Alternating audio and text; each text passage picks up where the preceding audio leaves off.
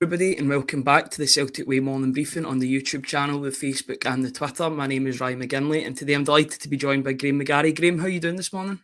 I'm good, thanks, Ryan. Thanks for having me on.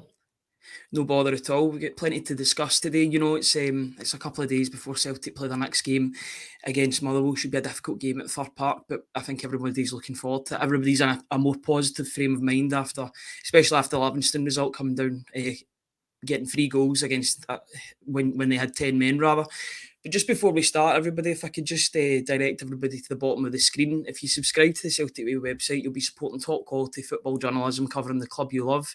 If you visit www.celticway.co.uk/subscribe, on there this morning there's a piece from Alan Morrison looking at stats bomb radars into Greg Taylor's performance at the weekend, and whether or not it's a return to form. You know, he's been up and down this season with regard to playing in a more traditional left-back position, but he was playing a bit more inverted at the weekend, and you can definitely see the differences. So yeah, if analytics and statistics are your thing, then definitely check out that article on the Celtic Way website. So when I was thinking about, Graeme, doing the headline of this video this morning, I was thinking of players that we could maybe talk about looking ahead to the weekend. You know, yesterday we spoke at length about Reo Hatate potentially signing a new deal. That looks close between the club and and Hatate's representatives. But I thought we'd speak about Luis Palma, one of the high-profile signings of the summer. You know, he's been billed as the Jota replacement, playing on the left wing. He's had 2 appearances so far. He played against Dundee, came on for 20 minutes, and then he played against Feyenoord. I think that was 50, 60 minutes before he was taken off. Yeah, what have been your immediate responses or reactions to Luis Palma? What do you make of this player so far? I think the first thing I'd say is that probably the fact he's billed as a new Jota is the thing that's maybe working against him just a wee bit at the moment. I think he's quite different to Jota in a lot of ways, and I've got to say, I know the prevailing sort of thought after the Feyenoord game was that he was a wee bit slow. He didn't look as if he had a turn of pace. But I actually thought he played pretty well. I know that's kind of against the grain, but I thought he, especially off the ball, funnily enough, I thought his pressing was really good, especially early on. Him and Matt O'Reilly teaming up down the left. They almost coughed up a couple of chances, Feyenoord, because of the pressure that Luis Palma and Matt O'Reilly were putting on them. So I thought it was pretty promising. I thought he had a decent first touch. He used the ball pretty well. I think he's got to mix it up a wee bit. I mean, he was very it was quite obvious early on that he was going to cut in on his right foot a lot and try and get shots away. A couple of times he managed it. And I thought he looked decent. I'd like to see more from him in an attacking sense now. I'd like to see what the next sort of step in his Celtic career is going to be, and whether he can provide that sort of threat that Jota did. That's obviously still massively open for debate. But as I say, if we think about him maybe as Luis Palma and not the new Jota, I think that would maybe be a good starting point. And I think he's got attributes that certainly, from the very limited sort of sample size that we've seen of him, certainly appear promising to me anyway.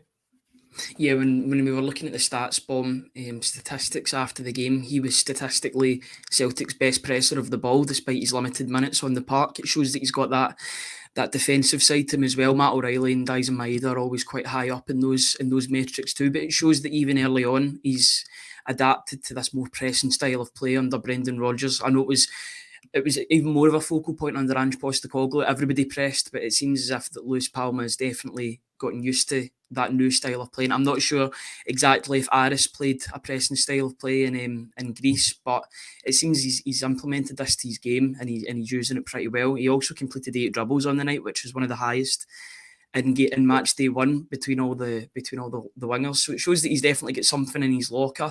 I do agree with you in that point that he's not the quickest player in the world.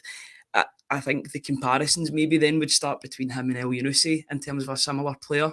Maybe not as fast, but definitely skillful on the ball and knows where the goal is. Just in terms of the weekend, I know Celtic play Motherwell at the weekend. Good pitch conditions at Third Park. Do you think that's the sort of game that he should be brought in, not from the cold, but brought in from the bench to start in? Yeah, I mean, I think it would be, a good game to test him in. Motherwell are going really well at the moment. Gave Rangers a real good game at the weekend there. And one of the things that about Motherwell's formation is they play a 3 at the back, and there might be spaces in the wide areas because they push their full backs right on. So where Stephen O'Donnell would be playing for Motherwell, there'll be space in behind him that Palma can potentially exploit. And I'd like to see, maybe what he can do. You're talking about his dribbling ability there. The third part pitch is really good.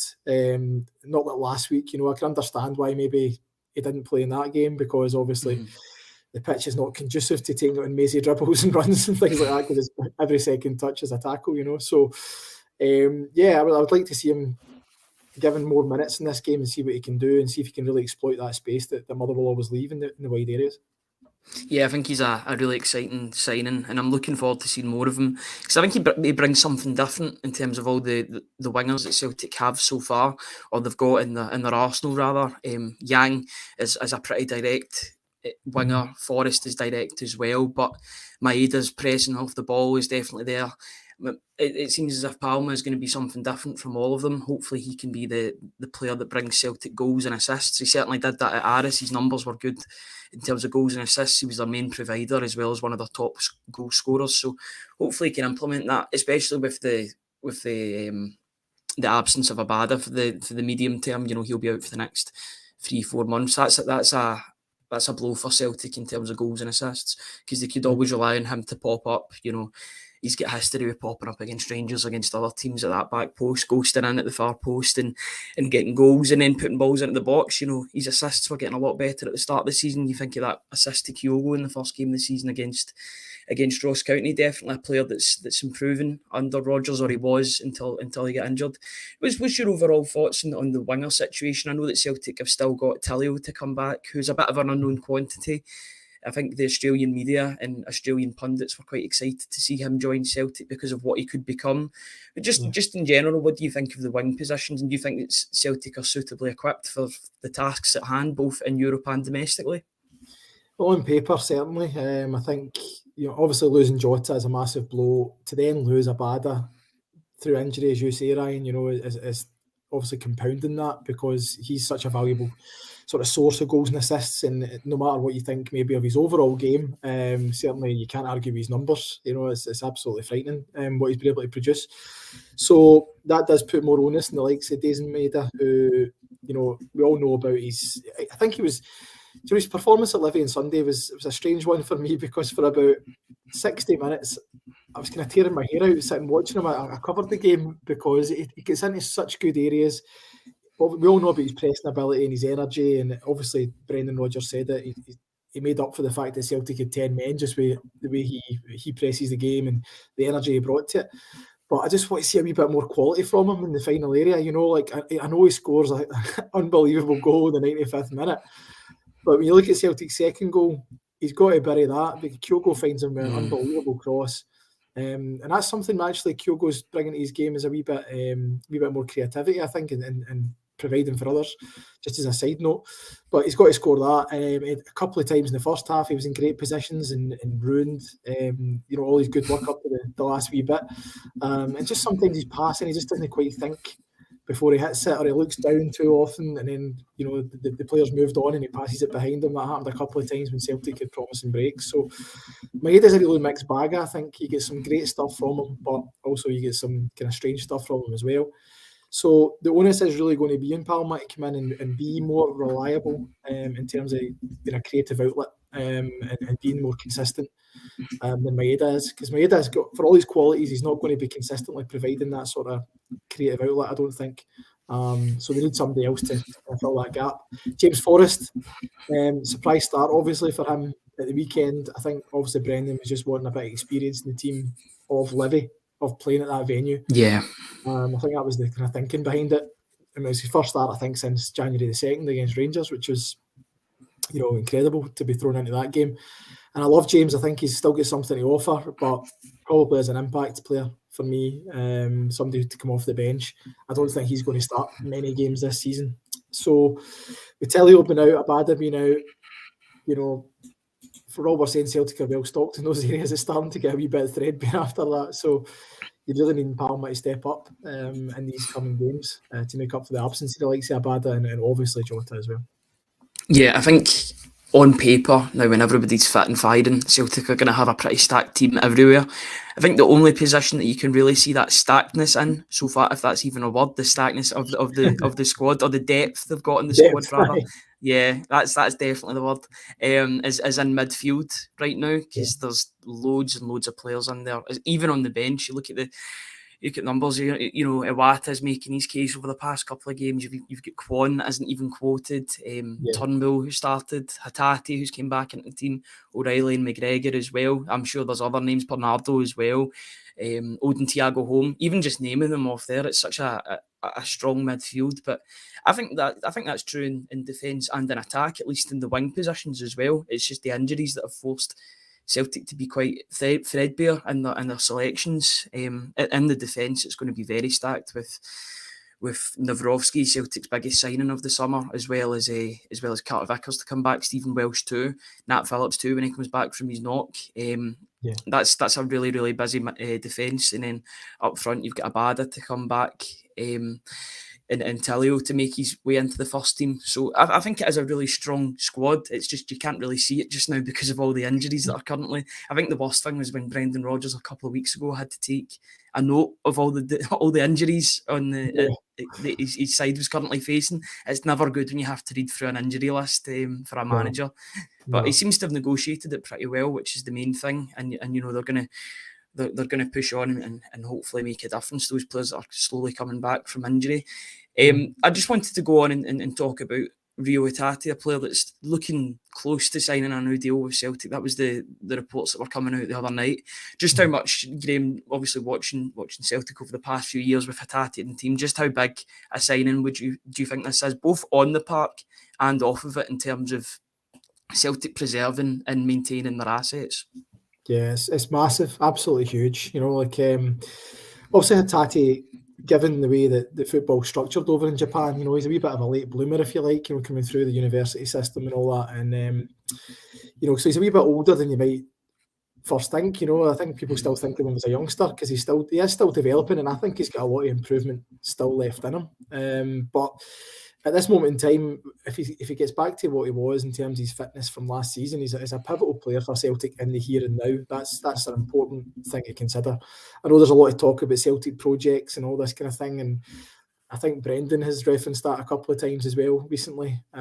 So I think there has to be a focus on what players can come into this team and make a huge impact at the moment, and I think Hatate is one of the key men. I love David Turnbull. I think he's a great player. But I just think he slows things down a little bit, and his style maybe is not suited to this Celtic team in the way that maybe Hatate's is. I think when Hatate's in there, you can see a difference straight away. The ball's moving quicker. Celtic are more on the front foot. He's just got a wee bit of kind of better speed of thought, and he executes things a little bit quicker than maybe David does. And I think it makes a huge difference to the Celtic team. I just think they look more impressive when he's there. And I think on Saturday, he wasn't perfect by any manner of means, but he was back to somewhere near the level that he can get to. There was some of the things he did that I don't think another player in the park can do. That's the difference with Hatate. He's got that wee bit of magic in his locker, and just wonderful technique at times. And I know he's wasteful in the ball, and I think Brendan referenced that after the game as well in the post-match press conference. He said he's got everything you need for a midfielder. However, he just has to be a wee bit more careful in the ball. He wants him to take risks, but in the right areas and at the right times, So, yeah, I think Feyenoord was obviously a difficult game for him to come into, and I think it showed that he hadn't played for a long time to get thrown into that kind of level of game. But on Saturday, as I say, he looked back to his old self, and if Celtic can get this over the line, I'm hearing it is very close, then have a massive bit of business. And as you say, it's about safeguarding the investment as well, because I think no matter the length of contract he signs, I wouldn't imagine he'll see it out. Unfortunately, no, absolutely not. Celtic's place in the food chain. I think he's on his way to outgrowing Scottish football, unfortunately. And at some point in the next couple of years, if he continues on this trajectory that he's on, I could see somebody from maybe England or somewhere like that coming in for him and making Celtic an offer that's too good to refuse. Yeah, I think the sort of team that get linked, or maybe not in terms of concrete links, but maybe that link with his, you don't want to say friends in football, but Matoma's at Brighton. You know, the two of them played together at Kawasaki. Same sort of age profile as well. That'd probably be a good move from. But I think a lot of fans are in agreement, and people that support Celtic and all that are in agreement that this is probably Reo Hatate's last season, regardless if he signs a new deal or not. Either his last season or his second last season. He won't be here for the long term. Maybe this might be down to the fact that Celtic are going to put a release clause on his contract, a minimum release clause, just to safeguard their assets and to make sure that they get the right fee from him, if that is the case. I don't know about you, Graeme. I would be hoping for Celtic to be putting on a 25 to 30 million for him, minimum, maybe 25. That seems to be the sort of going rate for Celtic's top assets. You think of Tierney, you think of Jota was round about the same in terms of fee. So that I think he is, in my opinion, I think he is Celtic's best player. He makes Celtic tick when everyone is playing well. He's that connection between the midfield and the attack. And yes, he is the risk taker. He makes, sometimes his decision making can be a bit awry, but you know, he's the only player that's going to do that. Maybe Matt O'Reilly is doing that more in the team, maybe due to Hatate's absence for that month or so. But Hatate seems back, he's going to be the main risk taker. He's going to take the flak from the manager from taking risks that he would have been allowed to under Ange Postecoglou. But, you know, I think Hatate's far too good a player to be sitting on the bench. Turnbull is a good squad player to have, but I don't think he's at the same level, unfortunately, as Hatate. And that's just sometimes how the cards fall. When you're at a big team like Celtic. Turnbull had his chance 2-3 years ago. Then he had his chance in the Ange Postecoglou's first season. With a year left in his deal, I know you said you're a big fan of Turnbull. Do you see him signing an extension, especially just given the in and out nature of his season so far? You know, he started the first couple of games and then started another further 2 or 3 due to Hatate's injury. Do you see him signing an extension, just given the quota, the homegrown quota, but also on the other side, the fact that he needs to go and progress his career and he needs to be playing games week in, week out? Well, you never say never. You know, I think if you'd asked me a couple of years ago if Anthony Ralston was going to sign an extension, I would have laughed you out the building, you know, and then he's just signed another extension yesterday. So, you never say never, you know. I think he's still young, David. You know, I think people forget that he is a young Scottish player. He's a horrific injury as well, you know. Like when Celtic first tried to sign him from Motherwell, obviously the deal fell through because of the issue they picked up in the medical, and it took him a year to go over that. So he's come through quite a lot in his career so far. I think he's definitely got something about him that can be of value. I guess the question is it right for him to stay at Celtic as a squad player? I don't think, certainly at this moment in time, he's going to hold down a regular place in the team.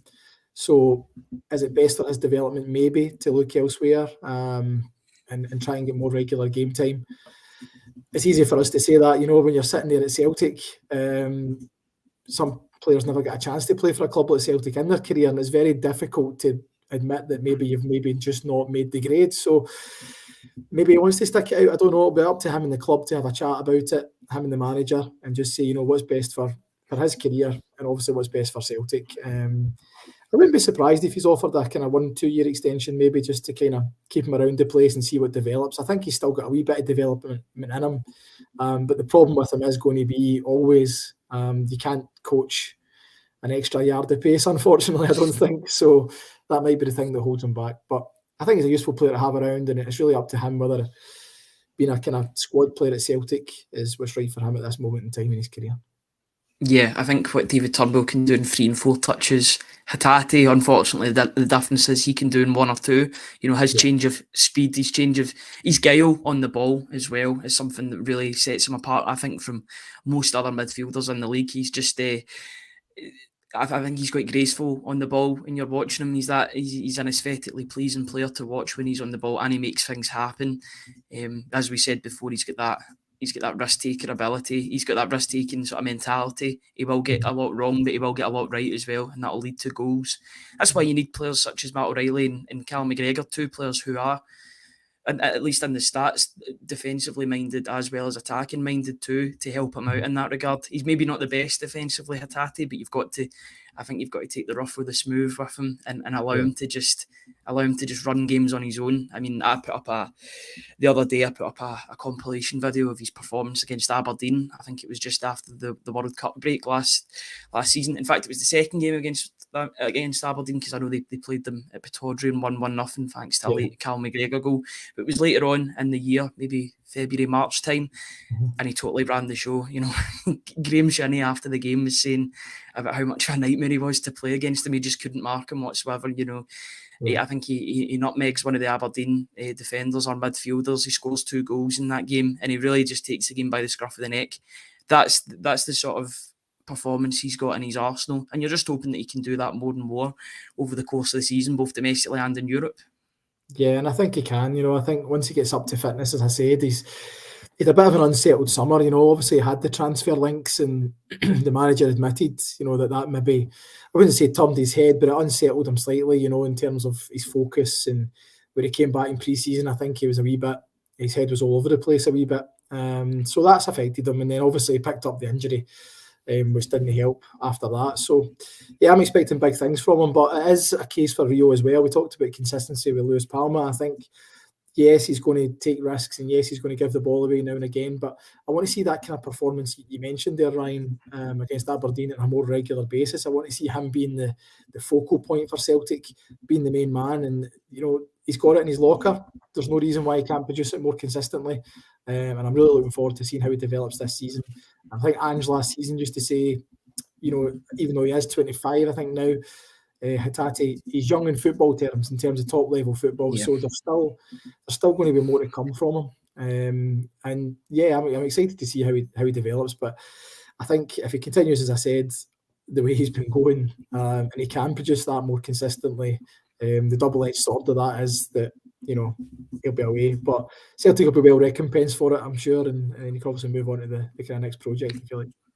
Yeah, I think he's one of Celtic's 3 biggest assets, along with Matt O'Reilly and now Liel Abada. Liel Abada even more so due to the fact that he signed that 4-year extension. It means that Celtic will be well recompensed if a bidder does come in. We heard that potentially Ajax were interested in him in the off season. Thank goodness he didn't go there. He would have been lost in the pack, judging by Ajax's current performances, especially yesterday against Feyenoord. Further compound a 3-0 defeat by losing 1-0 and making it 4-0 in the same game. I think that was, I know that might not be anything to do with Celtic, but Feyenoord, they are in Celtic's Champions League group. Thank goodness he didn't come up against Jimenez in that first game, 22 years old. He looks like one of the rising stars of Dutch football and world football, you would say, as well. But Abada and Matt O'Reilly, I would say, are the other 2 assets. Cameron Carter-Vickers too on the defensive end, maybe Alistair Johnson as well. But it just looks like all over the pitch they've got assets that they can potentially sell on. Not that I'm wishing any of them away, but if Celtic do need to not balance the books, but maintain a really good profit going into the AGMs and stuff like that, then these are players that will definitely get them top dollar when it comes to the European clubs. The fact that they're doing it on the European stage and they're showcasing their abilities will only help with the price tag as well. Sorry, Ryan, sorry to interrupt, but I think it has a tricky balancing act for Celtic just now, I think, because we all saw that tweet that was good during the Feyenoord game, bring the bank balance on. I think the timing of that, the financial results coming out that day, and then Celtic going into that game with the greatest of respect, Liam Scales, who did very well in the game, don't get me wrong, the centre half, and Gustav Lagerbielke, who is I don't think clearly not ready for Celtic at this moment in time to play week in, week out. I think he's a development player as well. They have to kind of strike the balance between having a healthy bank balance and not leaving the team short on the pitch. Fans are pleased when the club's in rude financial health, don't get me wrong. However, they don't like it when the manager's maybe been shortchanged as well. And Brendan's not shy in saying when he feels as if he's been, left a wee bit light in the transfer market either. So I do think they need to watch that. We all know Celtic's model. We all know how successful it's been. However, in my opinion, I think there should be more of a focus in January of maybe getting one quality player in that kind of £6-7 million bracket. I mean, as I say, nobody's wanting them to go out and splash 15-20 million pounds. I don't think that's ever going to happen. But players in that kind of Jota, Cameron Carter-Vickers bracket, people who can really make a difference to the first team and improve the quality of that. I really thought they would do it before the summer was out. I've got to say, I don't know, maybe if they had people in mind that it didn't quite come off. But I think that they're just lacking a wee bit of quality for the Champions League level. I think for domestically, they're well stocked, and I expect Celtic to win the league quite comfortably. But I think just for that next level, I think they need another player in there to complement the likes of Hatate, McGregor, O'Reilly, Carter Vickers, Johnston, as we say. I think they're all really good players, but I just think round about it, there could be a wee bit more quality there as well. Yeah, I think they've made a couple of those quality players. They've made them through the likes of Hatate. I would say he's one of their main assets. He's also one of their best players. He's a player that they can rely on. Matt O'Reilly too. But you want people that they don't. You want signings that they can bring in that are ready made to make that instant impact. I think. Yeah. Two positions in particular that could really do with that improvement are at left back and goalkeeper respectively. I think you would see the difference immediately in Europe with those sort of signings. I know they were linked with two players, Quentin Merlin from Nantes and Dominik Livakovic, who went to Fenerbahce, but he was at Dinamo Zagreb, Croatia's number one. I don't know how solid those links were between Celtic and Livakovic, but he would have been a player that would instantly have solved a problem, an emerging problem that seems to get bigger week on week. Stuart Ross did a stats piece on Joe Hart. The gradual decline is there for all to see. It's very, very clear in the stats that the stats are going down year upon year. It's a position in the long term that Celtic are going to need to rectify and remedy. And the sooner that they do it, the better, because I don't know, I feel like, and this isn't a slight on any fans whatsoever, but I feel like the sentimentality is there with Joe Hart, and a lot of people don't want to change that because, he brings that leadership. He brings that, he's won trophies, he's won 5 out of 6. It will be 5 out of 7 now because Celtic are out of the League Cup, obviously. 5 out of 6 trophies that are available to him. I just think that sentimentality can't cloud people's judgment, and the mistakes are becoming more and more. He had that good run of 2-3 weeks where there wasn't a mistake. But I don't know, I think in a lot of people's heads, there's that, when is the next mistake coming? It's when is that self-destruct button happening again? And then it happened twice in the 1 week. I think goalkeeper is definitely a position.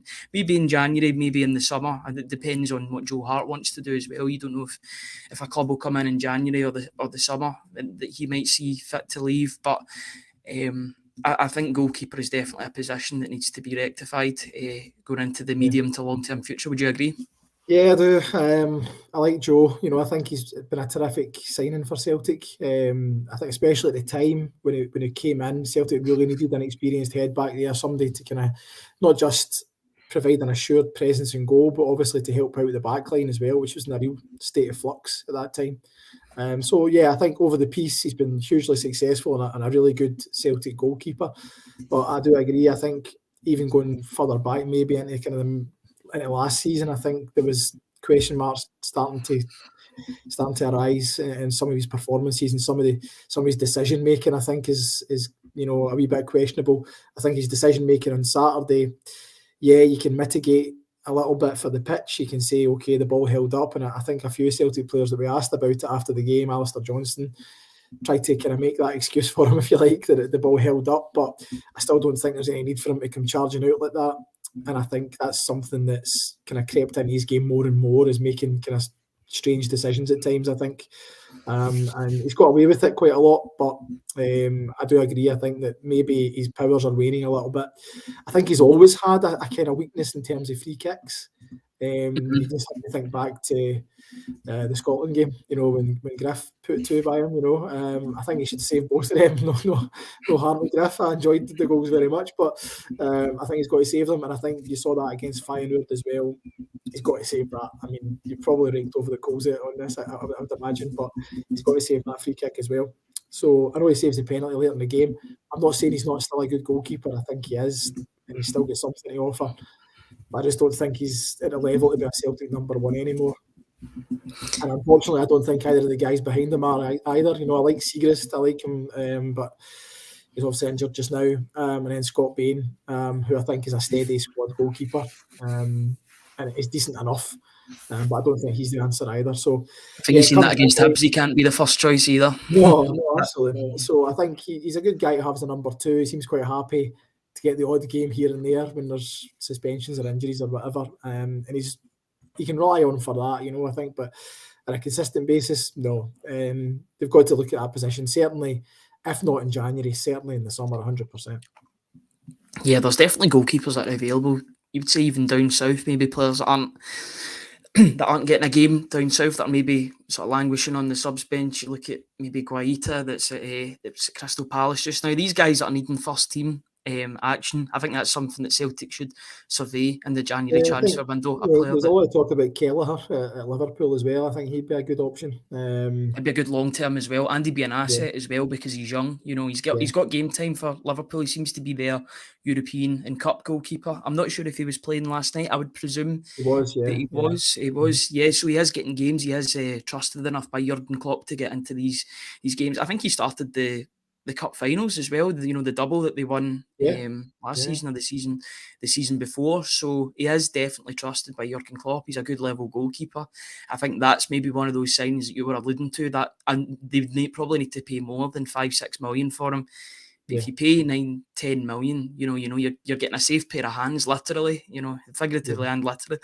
You know that he would come in and instantly make a difference in that first team. He would force his way probably into the Ireland setup as well. You know, I know he's fighting alongside Bazunu for that spot, for the number one spot in Ireland. But I think a move to Celtic would certainly help that. Playing week in, week out, you know, he's good with the ball at his feet. He's a good shot stopper. I think that'd be an absolutely perfect move. And I think he would jump at the chance as well if the wages and the contract was right to go and sort of carve his career elsewhere, because as much as he'll enjoy being in and around the Liverpool first team squad, and he's going to be on the bench, unfortunately plays second fiddle to, in my opinion, the best goalkeeper in the world, in Alisson. Very, very difficult to dismantle him from that spot. So if he wants to carve out his career, I'm sure there'll be Premier League interest as well, particularly from teams that are maybe struggling with goalkeeping issues at the moment. But if Celtic could maybe lodge like a 9-10 million pound bid, I think that'd be an absolutely perfect signing for that goalkeeping position. Yeah, I think it's the sort of player certainly that Celtic should be looking at, and I'd be surprised if they weren't, to be honest with you. You know, he's young, especially in goalkeeping terms, and a goalkeeper is such a key position. You know, it's not. I know every position is key, but I think a good goalkeeper makes a huge difference. I don't remember a team winning the league that had a kind of dodgy keeper, really, when I think back on it, you know. And Celtic may well do it this year. Maybe when they class Hart as dodgy, you know. But certainly, I think he has dodgy moments rather than being dodgy all in. Yeah, he's not somebody who makes you nervous when he's there, but I think he's certainly got a rick in him, you know. So, but I think in terms of, you know, Kelleher, I think he's one that I would certainly be looking at, and it's kind of young, up and coming, but goalkeeper still with a good pedigree as well. You know, they've played a decent amount of top level games. You know, they can handle being at a big club, the expectation that comes with that, playing in front of expectant supporters, week in, week out. That's going to be the thing, and I think a good goalkeeper makes a huge difference. You look at even across the city, not to mention Rangers, but I think Butland's been a good signing for them. And it's that same kind of profile, I think, that Celtic have got to be looking at. Yeah, absolutely. A player that wasn't getting any game time, both at Crystal Palace, and then I think he went on loan to Man United as well before he went to Rangers. He's shown that he's at a good level. He was at a good level 10 or so years ago when he was breaking into that England team, when he was playing for, was it Birmingham, then Stoke, and then he's obviously, I think he's probably been Rangers' standout player this season. He's been probably one of their only signings that's truly hit the ground running. But it just shows you that those players are available, not to mention Rangers too much, but those players are available that are looking to make that step to sort of revitalise their career. That happened maybe later on in Joe Hart's career, you know, 34, 35. But his career has been revitalised by Celtic. He always spoke about the fact that he thought his Champions League career was over before he left Celtic, and now he's been thrust back into it. You know, he thought he maybe had that retirement from the Champions League, but he's back there having a late sort of swan song.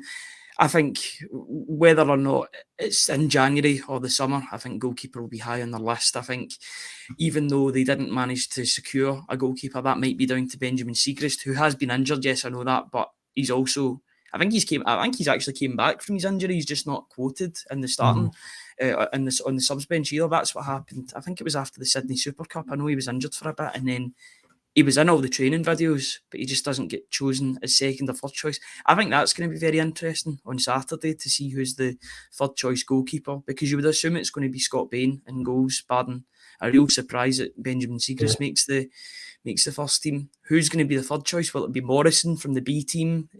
I know he had a pretty good game by all accounts in the testimonial game for the Ayr United player for the Celtic B team, or Celtic B team plus a number of Celtic signings in the summer, you would say. It was a nice wee mix, a nice hybrid between the two, but it'll be interesting to see who Rodgers goes with as that number 2 goalkeeper, just as much as interesting as it's going to be with the first choice goalkeeper, because I think it's going to be Scott Bain, unless it's a surprise and it's Benjamin Siegrist, but who is going to be that second choice? I think it'll be Bain as well. I think there's no question about it. I'm not privy to what's going on with Benjamin Siegrist. It's difficult to get answers on it. So I don't know what the situation is there, but certainly he's not even, as you say, he's not been quoted. He's not been in the squad. He wasn't there on Saturday. Bain was there and Bain played. So I would presume that Scott Bain will come in. I think Brendan quite likes Scott Bain, to be honest with you. I think he's a solid enough pro, a decent enough goalkeeper, and he'll certainly, do a job in the next few games, no problem at all, I would imagine. So yeah, I would imagine Scott Bain will be in goals, and it might be one of the young kids on the bench. I think Siegrist is so far out of the picture at the moment, which is a shame because he's a really good goalkeeper. At Dundee United, I thought he was probably one of the top 2 or 3 goalkeepers in the league. Really good with the ball at his feet as well, which would be, perfect for this Celtic team. But he's out of the picture for one reason or another. So we're going to try and find out what's going on there. Yeah, it is a bit of a weird one. I wonder what's transpired, because it seemed as if before the Sydney Super Cup he was getting on the bench. He was the number 2 goalkeeper. And then after it, much like Jens as well, you would say, he was completely away from everything, away from proceedings, and Celtic decided to push on further with Jens. I know they brought in Kobayashi for that sort of third centre-back role. That hasn't worked out as well for him. Jens has went on to play for Wolfsburg, and I think he's playing game in, game out for them. So, it's definitely been a vindicated move for him in that regard, back in his home country. I think that was down to homesickness as well, a large part of that. I think he had an expectant partner as well, and she wanted to go back to, it's putting 2 and 2 together, but Jens was a pretty good player. He did a job, and then he didn't get a game, and he left towards the end of the January transfer window. It just hasn't worked out with Kobayashi for whatever reason. Just quickly before we finish, actually, that's something that we didn't touch upon on yesterday's briefing. I know Duncan Ferguson yesterday, he's the new Inverness Caley Thistle manager who was appointed a couple of days ago. Quite an interesting comment that he made with regard to already being on the phone to Brendan for players that he could help. Obviously, with the championship has emergency loans. They can bring in loans for a certain period of time. Just looking at the Celtic squad, maybe both in the B team and the first team, who do you think that he was maybe asking for? I think it's one of those mystery questions that could have multiple answers. What players do you think Duncan Ferguson was specifically asking for when he was phoning Brendan for some help? Well, I mean, it depends. I mean, I think what he was asking for and what he might get is probably 2 different things. But I mean, if you're looking at the Celtic young players, and I think the most promising one at the moment is probably Reo Hatate. I think he has got real potential, but I think Celtic may want to keep him around, or if they are going to loan him out, perhaps not to championship level. I think maybe a wee bit higher up the chain. I think he's probably past that sort of level already. But if I'm Duncan Ferguson, he'd be the first name on my lips. He'd be the one I'd certainly be asking the question about, and what a coup that would be for them. A Highland coup, if you like. So, I like that. I stole that for another paper the other day, don't worry. But so he'd be the first one. Who else could be? I mean, they're pretty well stocked up there. They did back Billy Dodds in the summer, so I wouldn't imagine Brendan will be sending up, squads of players up there. But yeah, if I played the one, I'd certainly ask the question. Yeah, the 1 or 2 players that I mentioned, maybe due to the Everton connection, would be if James McCarthy was wanting minutes. Now, I don't know if he would drop down to that level, but I'm sure the two have spoken to each other at least once or twice. Duncan Ferguson been in and out in terms of the assistant manager at Everton at different periods. I don't know if the 2 actually crossed, because it might have been when he joined Crystal Palace. Maybe even Duncan Ferguson was the caretaker manager for a bit in between managers. I remember he had that 2 or 3 game spell when people were sort of saying give him the permanent job. That never transpired, but I think James McCarthy was still at Everton at that point. Maybe that would be one that he would do, just for James McCarthy's fitness and the fact that he would know that he would get game time up there for sure, especially the championship. I think we spoke to Brendan about that in the summer about James and what's his future going to be, and he said, well, he's had a good conversation with him. He's a great professional. He's had a great career, but we're going to try and figure something out so that we can, terminate the contract essentially and move him on. And it's strange that that's not happened yet. I think that was one of those signings that a bit in the panic when Ange was coming in, and contracts were getting flung about because Celtic were so short of players, and he ended up with this unbelievable deal. But it's a shame for him because he's such a big Celtic supporter, and I think he was a good player in his day. But if we spoke about Turnbull slowing things down, that's the big issue with James, So I'm surprised that he's not moved on, but I don't know if I don't think a loan deal is going to be the way he does it. I think when he leaves the club, it'll be a handshake and a severance payment, and thanks very much for your time. Yeah, it's unfortunate the way that's transpired. I actually thought, I remember the two, Joe Hart and James McCarthy, got announced in the same day. They announced it as a double signing, a double sort of Premier League signing. Yeah. I remember tweeting out on the day saying, "I fit and firing James McCarthy absolutely walks this league." Unfortunately, he's never been that. Well, he was a £13 million player for Everton when he signed from Wigan. Yeah. He was a really good player in his day. I remember watching him for Hamilton, and that was sort of in my younger days watching football. But I remember him at Hamilton, then winning the FA Cup with Wigan before moving on to Everton. He was a standout. He was a ball winner. He loved a tackle. That was maybe to his detriment as well. Picked up that I think it was a double leg break, and he's not really been the same player since then, unfortunately. But a really good pro, good player. All the players love him behind the scenes. It seems, he always gets called the funniest player in those sort of teammates videos between the players and the Celtic TV content. So he's definitely a popular character behind the scenes, as is Scott Bain. But yeah, it's just not worked out for him for whatever reason. Just in terms of other players that could potentially make that move to Inverness, I'm thinking of players that could maybe do with the physicality of learning the physicality of the league.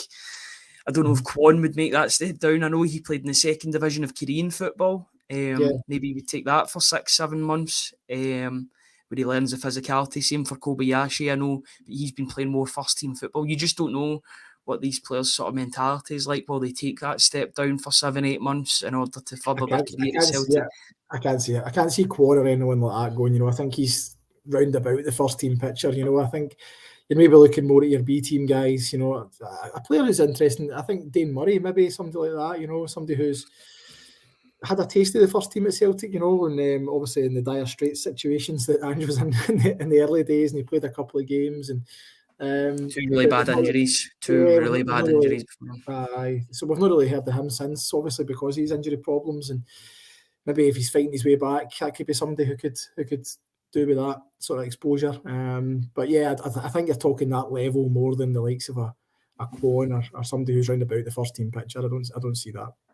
Yeah, potentially Daniel Kelly as well. I know he made his way into the Celtic team photo, which is, I think, a big vote of confidence for a player like him. I know he was rejecting. I think he was rejecting moves from Liverpool, etc., Premier League teams.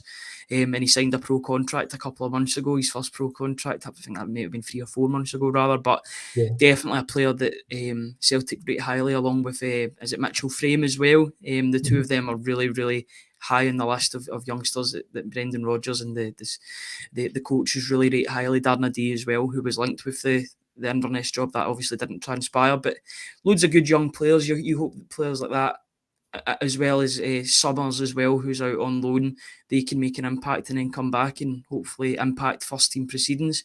I realise that we've went for 43 minutes now. It's been a really good show today, talking basically about all the problem areas in the squad. It's been not a doom and gloom podcast, but definitely plenty of discussion. Thank you once again to everybody in the comments for getting involved. We really do appreciate it.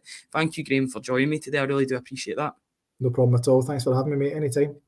No, but thank you very much. And just before we finish, if I could just direct everybody to the ticker tape, just running down at the bottom of the screen once again. Please subscribe to the Celtic Way website. You'll be supporting top quality football journalism, Celtic-minded football journalism as well, covering the club you love. Visit www.celticway.co.uk/subscribe. You'll get analytics pieces, instant analysis pieces from the game straight after, Q&As from press conferences, both pre and post-match, interviews with past players with regard to Tony Haggerty, interviewing them, finding out all the weird and wonderful stories with regard to their Celtic careers. Anything that you could look for basically within Celtic, it should be on the website. So if you are interested, please give us a subscription. Right now we're currently running £4 for 4 months or $2.99 a month. And before we finish, could I just ask everybody to, if you haven't done so already, please subscribe to the YouTube channel. It's completely free. It means you'll get notifications as to when we go live, both for pre-recorded premieres and for live streams, both pre, post-match and morning briefings. But until then, thank you very much, Graeme, once again for joining me on today's morning briefing. We'll be back at the same time tomorrow. But until then, have a very good day.